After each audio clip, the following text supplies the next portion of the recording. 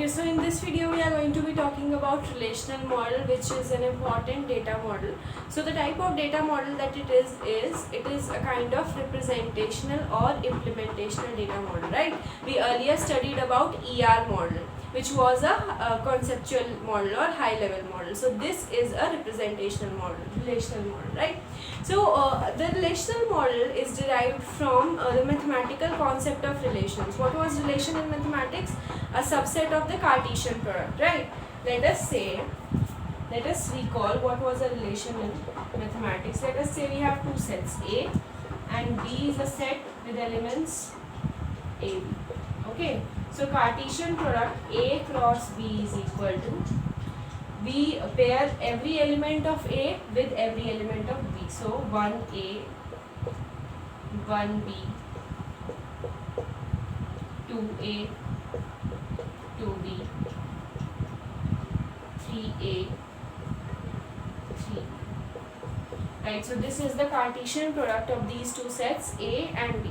Right, now let us see what is a relation. Let us say we define a relation on A such that it contains an ordered pair xy such that x is equal to y and x belongs to A and y belongs to, okay, so x is equal to y is not possible, right? Let us say this also contains 1, 2. So it will be now 1, 1, 1, 2, 3, 1 and 3, 2. Okay, so let us say we have a relation this defined on the sets A and B, right? So when we talk about this, what is this relation R? If we talk about the values that will be present in R, it will be 1, 1 and 2, 2. Why? Because x should belong to A, and y should belong to B, and x should be equal to y, right? So here x belongs to A, y belongs to B, but x is not equal to y. This is not included, this is not included, this will be included, right? You can study in detail about relations at some other place. So here my motto of talking about relation is to just tell you that mathematically also relation is like a table of values, right? It is derived from the theory of set theory and predicate logic, right? So that same concept of relations is used in order to be used as a model in relational model, right? What I mean to say is relational model is derived from the mathematical concept of relation, right, in which the values are represented as a table of values, right?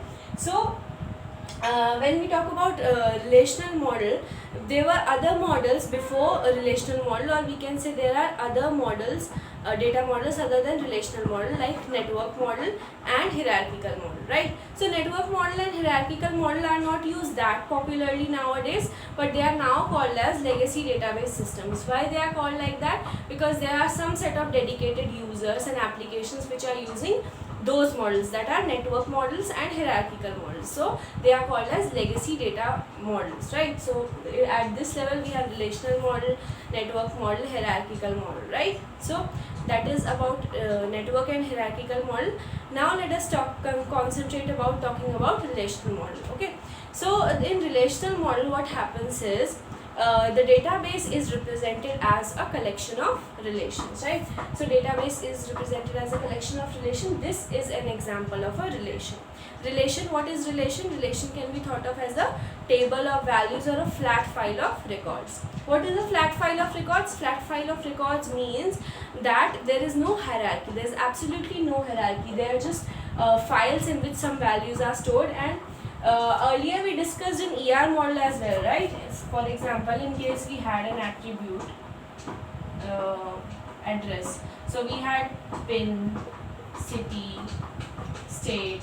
So this forms a kind of hierarchy, right? This forms a kind of hierarchy. This kind of hierarchy is not allowed in relational model, right? We cannot accommodate this kind of hierarchy here. So the structure has to be a flat file of records or a table of values. So each relation is a table of values, okay, and the database is represented as a collection of relations, okay. So this is an example of a student relation, What is the name of the relation? Student. Okay. Now it has. Now let us look at it. Each row in the relation. Let us say this is a row. These are the rows and these are the columns, right?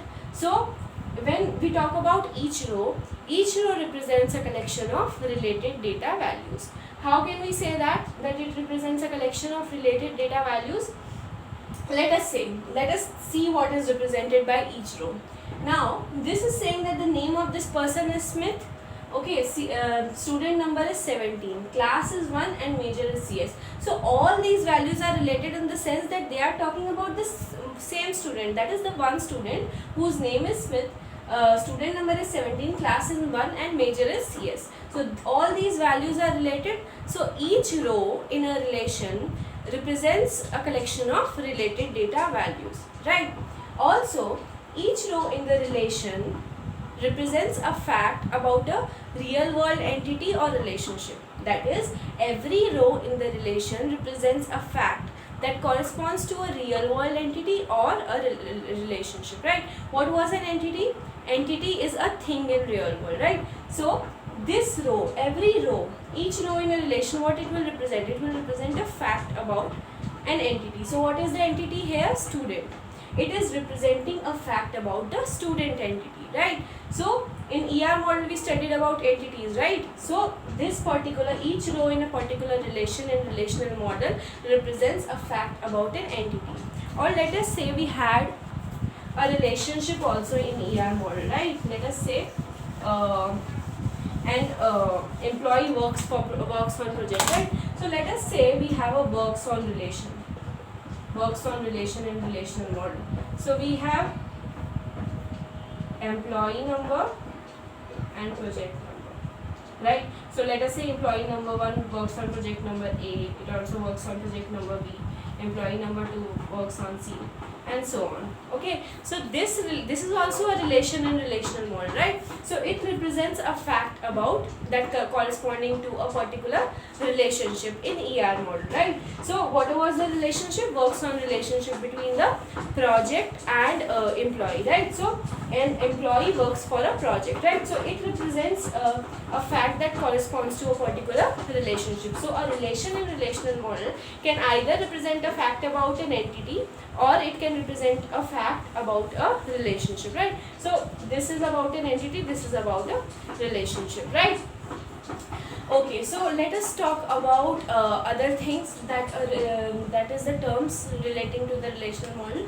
So each row in a relation, that is this particular, okay, or this one, each row in the relation is called as a tuple in the relation. Tuple means row. Okay, now every column headers, that is this name, student number, class, major, all these are called as attributes. Okay,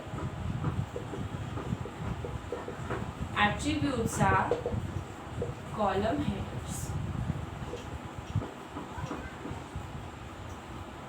Okay, attributes are column headers and each row is called as a tuple, right?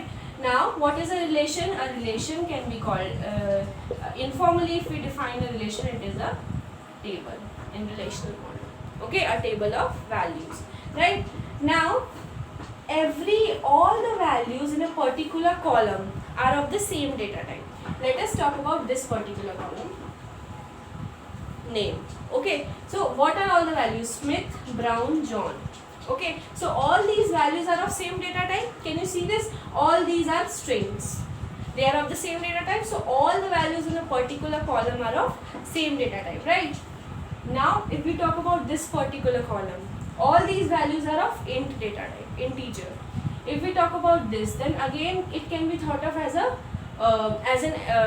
two-sized character, two-size string, the string of size 2 or string of size 3 or whatever, we can represent it in the form of domain, right? So all the values in a particular column are of same data type, right?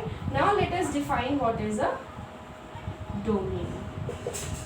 Okay, So domain, what is a domain? A domain is the data type describing what values can appear in each column. Okay, the data type that describes types of values that can appear in each column is called as a domain, right?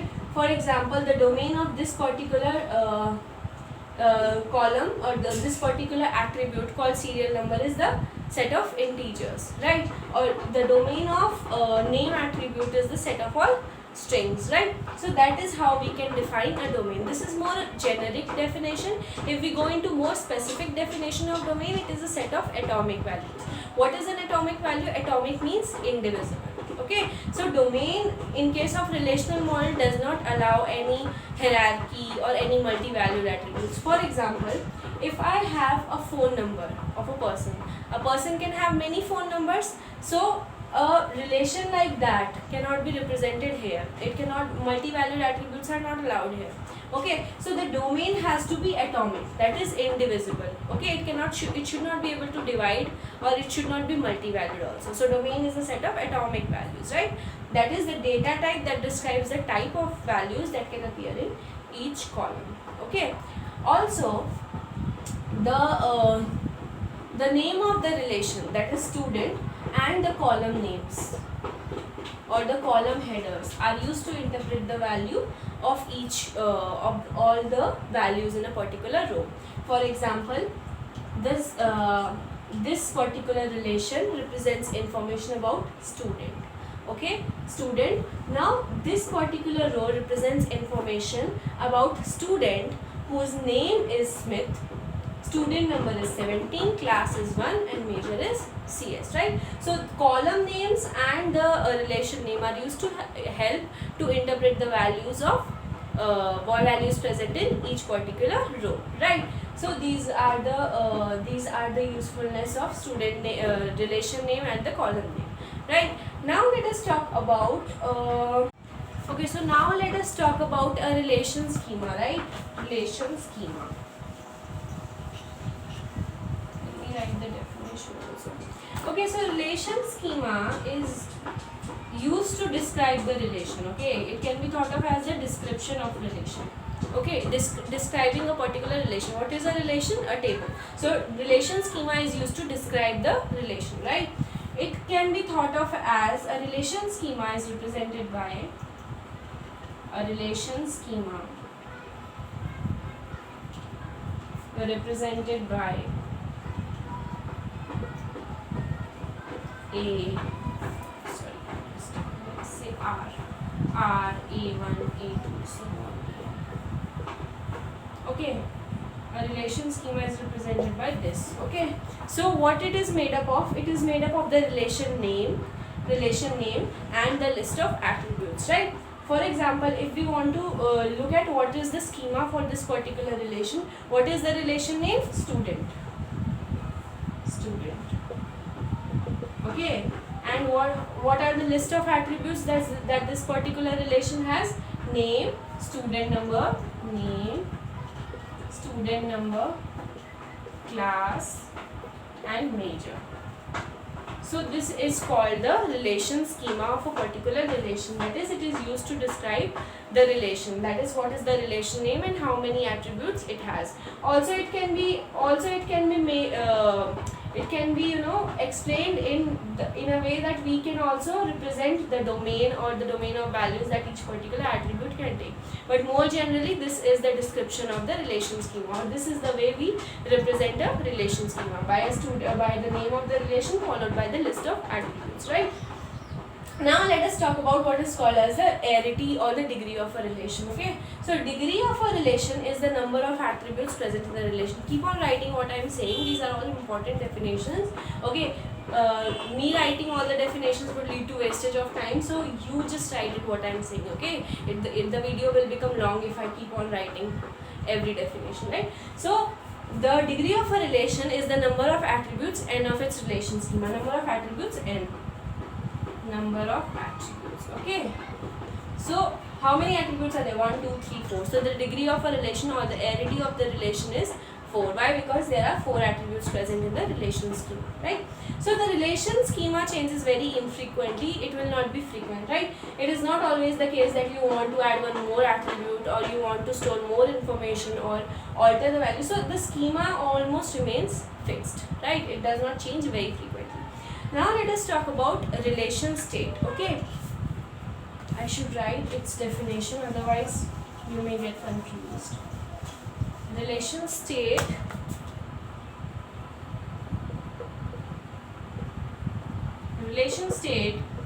is the set of tuples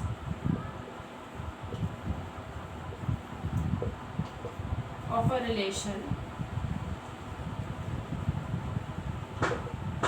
at any particular instance of time.